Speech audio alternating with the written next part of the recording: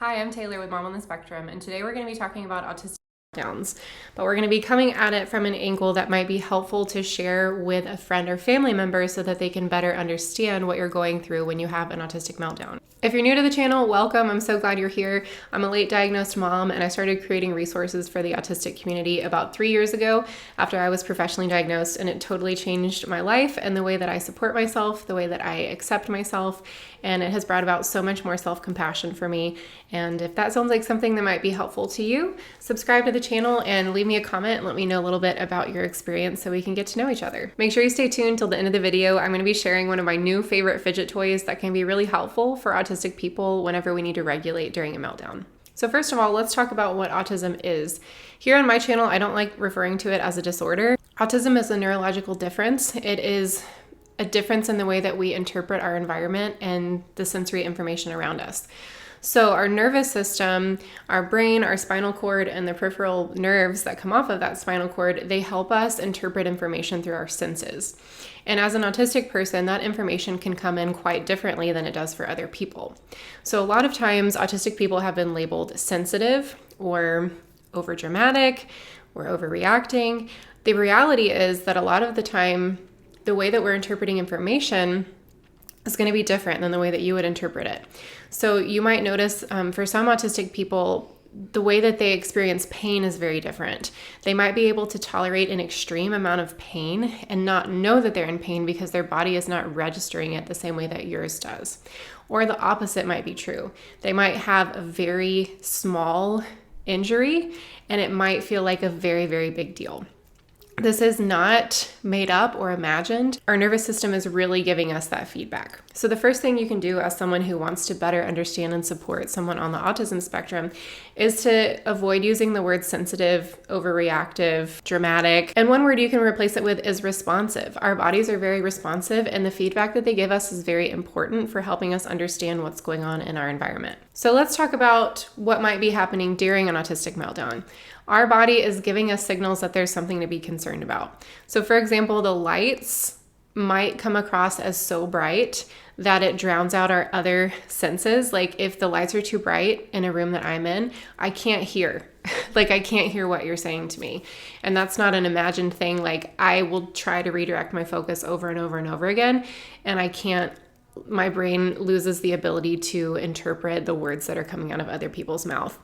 Another thing for me is multiple streams of conversation at the same time. So if that's happening in a room, same thing, I'm going to zone out. I'm going to have a blank stare because there's so much information coming in that my brain has to give up something in order to try to figure out what is going on. Smell is another big one. We might be overwhelmed by a particular smell. Someone's perfume can often set this off for autistic people, and it might cause us to feel overwhelmed to the point that we start reacting less to the people in front of us. Touch can also set us off. So if somebody touches us without permission, if the touch is upsetting, for example, a lot of times people on the spectrum get really upset by light touch.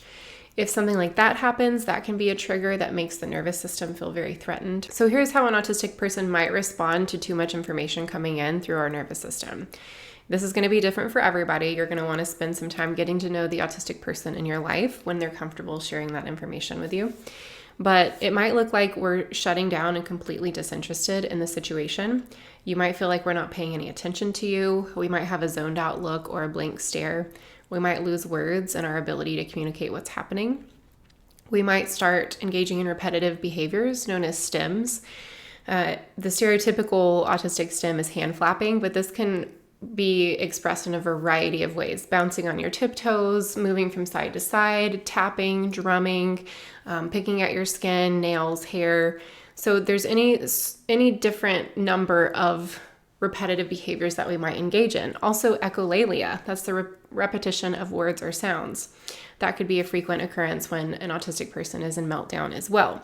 Stimming and repeating words, that can also happen whenever we're really happy and experiencing a lot of joy too. So now that you're aware of a few ways that a meltdown might present visually, when you recognize that that is happening, there's a little bit of a delicate balance here because there's something that we deal with in the autistic community called demand avoidance.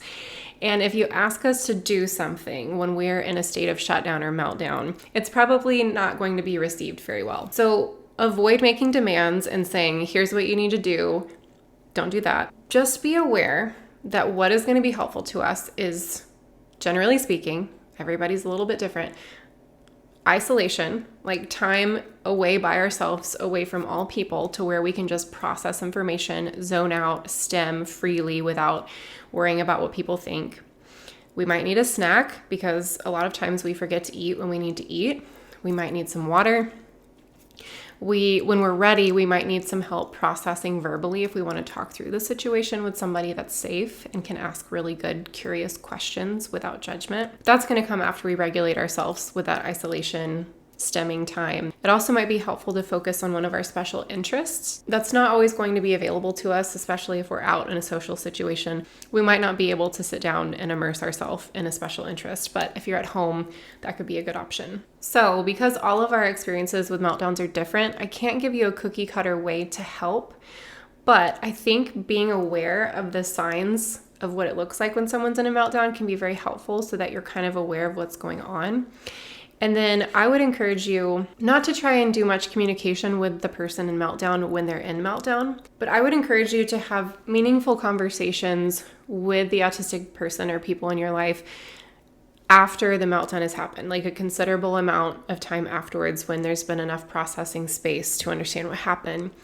And you can ask questions coming from a place of curiosity rather than judgment. First of all, would it be okay if we talked about your meltdown experience? If they say yes, you could ask questions like, do you have any idea what triggered that for you? What were some things that were happening that were causing you to become upset so that maybe I could help you better prepare for those types of situations in the future? What were you feeling during your meltdown? How did that feel for you? Try to get on their level and understand what that experience was like. What ended up helping you the most during that time? Was it being by yourself? Was it me bringing you a snack? And do you have any ideas for how we can better prepare for this in the future? Those are just some suggestions. Again, I think it's helpful to kind of understand what is happening, know some of the ways that meltdowns can present, but the main key to supporting someone is having continued conversation where you stay curious and open about their experiences, where you want to learn, not coming from a place of judgment, but just this desire to better understand what we go through and how we manage our experiences on a daily basis. I want to point out again that I think one really important element is just understanding that autism is a neurological difference. It affects the way that we interpret information in our environment, and there's a lot of really wonderful things that comes with the way that our brains are wired.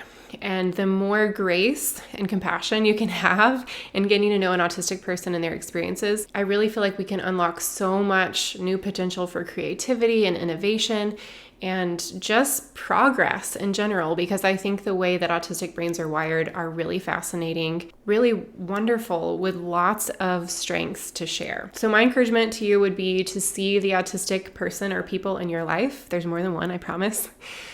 We're everywhere. To see them as a whole person who deserves love, understanding, compassion, come from a place of curiosity, give plenty of space and time for processing, and reassure them that you're here. You want to understand, you want to better support. And through these practices, we can deepen our relationships and our connections with each other. Okay, so I did want to share with you one of my new favorite fidget toys, and fidgets can be a very helpful way to stem, like I was talking about with repetitive behaviors whenever we need to regulate. This is a very small fidget toy that's very easy to keep in your purse or your pocket. And when you open it up, there's lots of different options in here. I'll show you what they're for. So this is a little spinny thing that you can put around your finger. You can also take this little wheel here and give it a spin. It's so satisfying.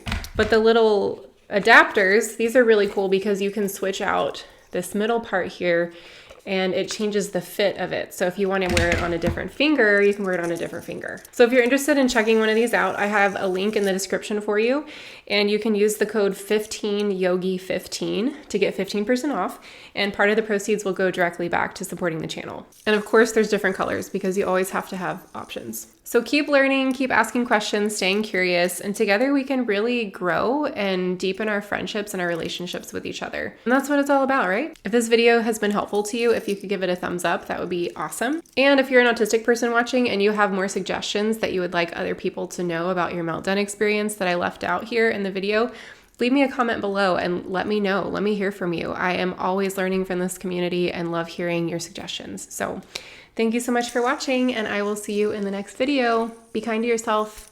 Bye.